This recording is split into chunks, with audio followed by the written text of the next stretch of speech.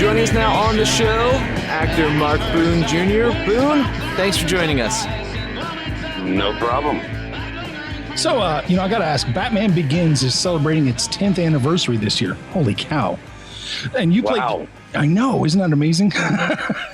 You played Detective Flass, a cop who made a few extra dollars on the side doing some not so legal things. But I want to know is, what did Nolan tell you? Come play a cop that isn't a cop? Well, I mean, I don't want to besmirch the profession of law enforcement profession, but there's a long history of police officers not really being totally up and up. So I don't know. I mean, it's not really out of the realm of possibilities, but what Flass did. No. So, Kristen, I mean, I think it's pretty obvious from the script what once you got to see the script, what that part's about. Yeah. Now, you had worked with Chris before on Memento, and it just had a slightly lower budget than Batman Begins, just a tad lower than the budget of Batman Begins. I don't remember. I think it was like $5 million.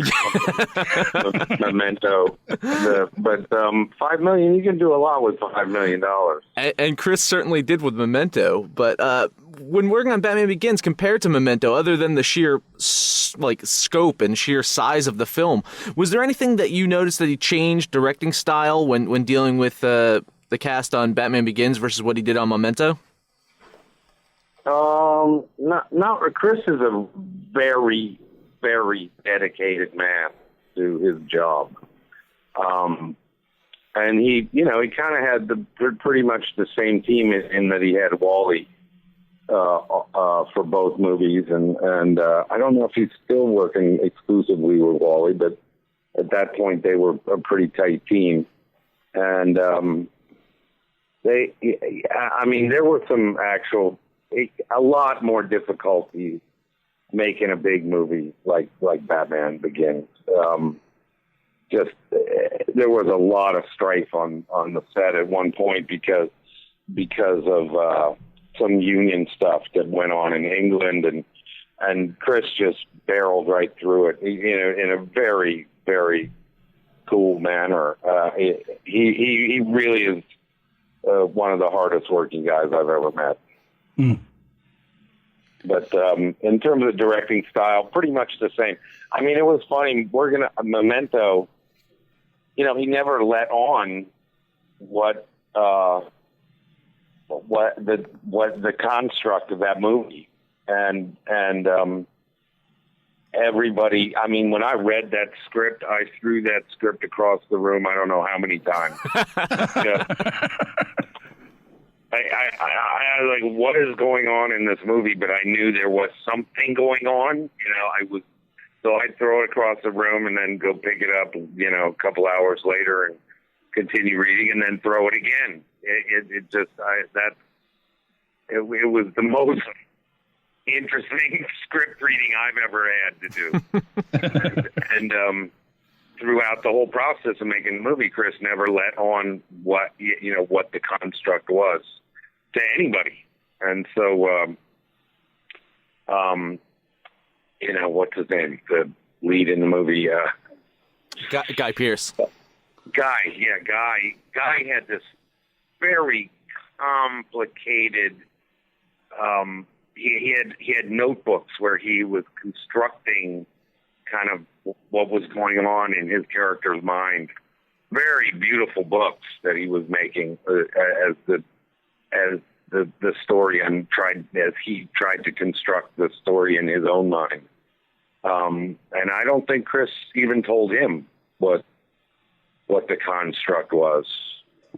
I remember having a discussion at the premiere party about it with him, and he was still very coy about the whole thing. It was a pretty fascinating, process, that whole movie. Yeah. And I know you've said before that you're not a big comic book reader. Was there any hesitation to do a comic book film? No, No? not really. I'm not really and haven't ever been a comic book reader. I mean, my son was obsessed with comic books as, his whole growing up. And I would try to read those comic books that he was reading. And I just was never really interested me. Yeah. But, the graphic novel is a whole different thing that has come into being in my lifetime. And, there's some good stuff out there. That's for sure. Now, do you think there's a bit of a overkill right now with the amount of comic book movies that are coming out? I don't know what it is, but, it just corresponds to that whole thing is I think the obsession with it is a correspondence to the technology that has become, such a big part of making movies. And since the technology of special effects has gotten so good, then all of these things that were, part of people's imagination, can actually be photographed and put into play. And I think that's until that kind of plays itself completely out, and I don't know because it is a part of it's all about what the human mind imagines can be or can happen. Now the special effects are so good that who knows when that obsession will stop. So yeah. I want to know, in a fair fight in Batman Begins, Flass would have kicked Batman's ass, right? Now, are you talking about fighting Christian Bale? No. I'm talking about the characters. You don't have to say you're going to kick Christian Bale's ass. Or his stunt double, who was a phenomenal martial artist. That dude was amazing. That his double, that guy fell at one point he fell like 60 feet. The wings got tangled up on a shot, and he fell like 60 feet straight to the ground, and got up and was working like 2 hours later. That's how amazing that cat was. Wow. But of course, Flass could. Of course, I could kick Christian Bale.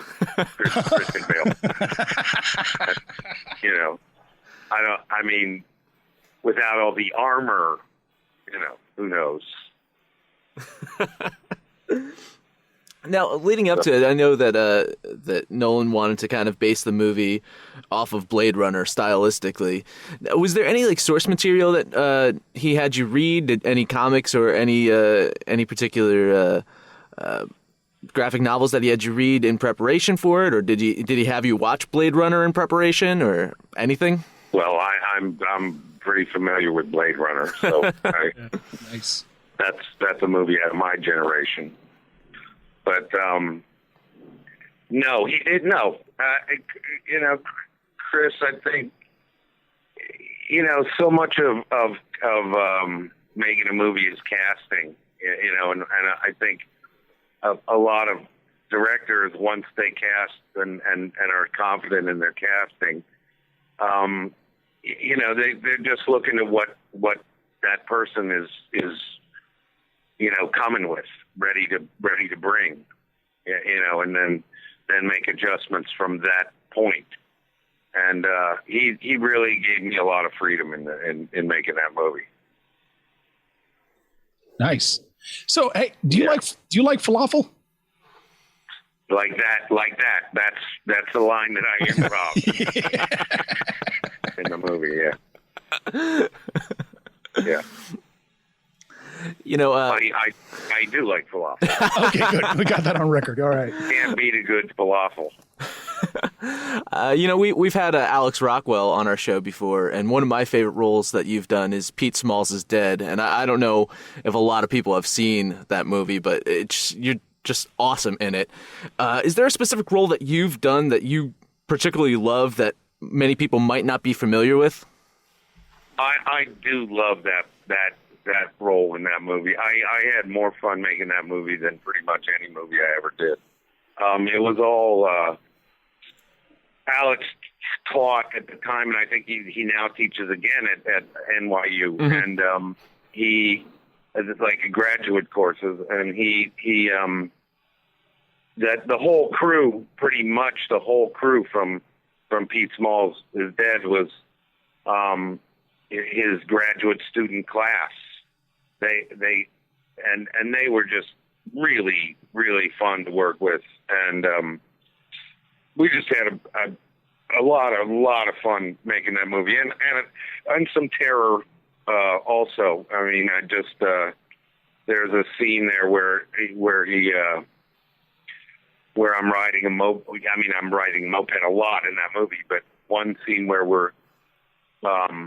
we go to the top of the hill, which was Henry Hathaway's, the director from the 50s, the guy who famously made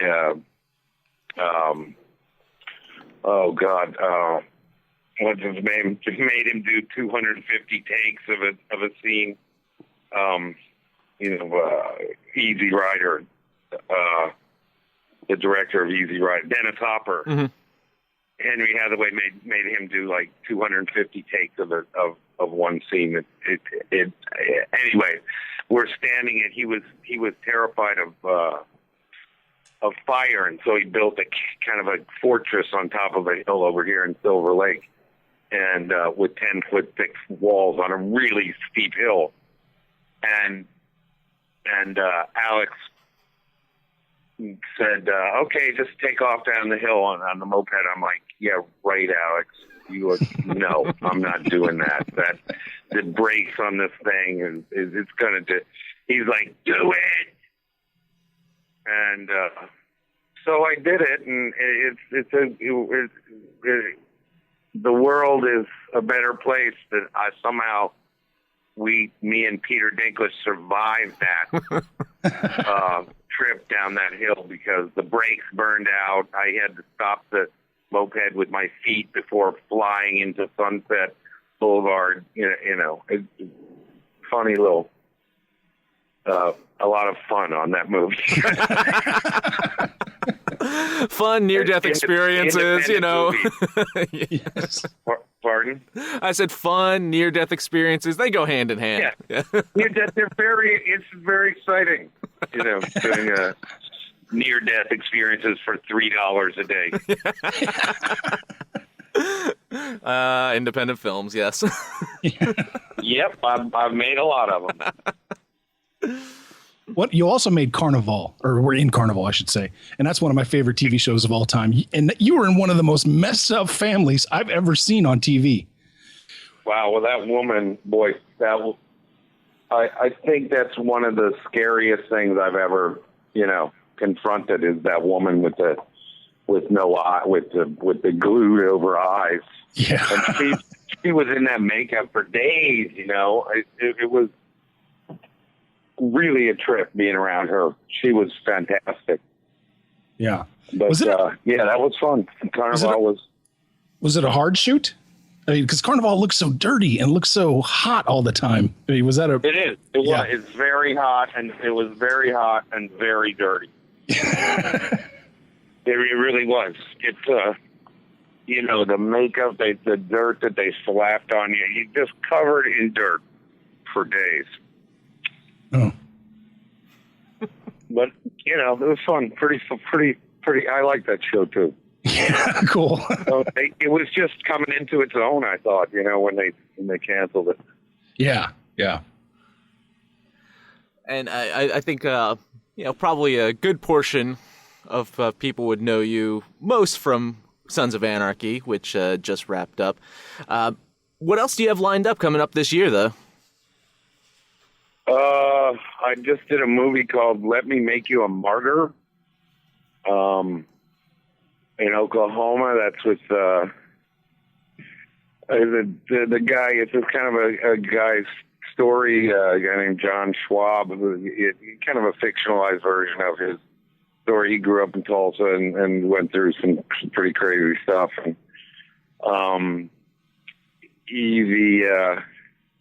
I kind of helped a lot putting together a cast for this movie. I got Nico Terra who played Rat in Sons of Anarchy.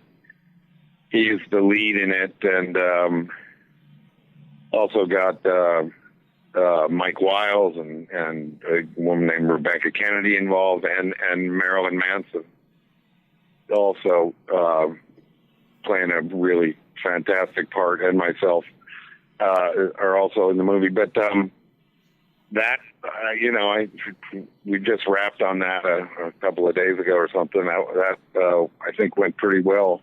Hopefully that'll do something. Connie, I made a movie with in The Rivers of Babylon with Connie Stevens and Crispin Glover a couple of months ago. And you know, I've done a bunch of stuff since Sons. I've been out of Sons since, you know, like, I don't know, September or something. Yeah. Right. And I just actually, the movie got pushed that I'm really excited about making, where I play a rodeo clown. Oh, great.